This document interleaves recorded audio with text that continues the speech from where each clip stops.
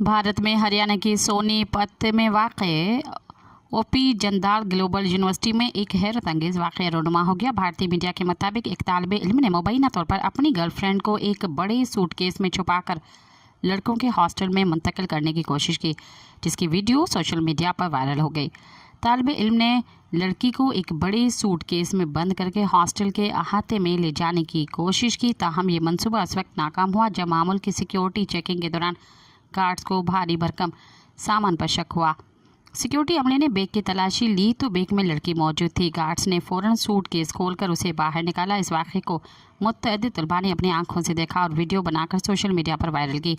University इंतज़ामिया की तरफ से इस वाक़े पर कोई बाज़ाब्ता बयान जारी नहीं किया गया और ये वाज़ह नहीं हो सका कि मुतल्लिका तालिब इल्म के ख़िलाफ़ कोई तादीबी कार्रवाई की गई है या नहीं।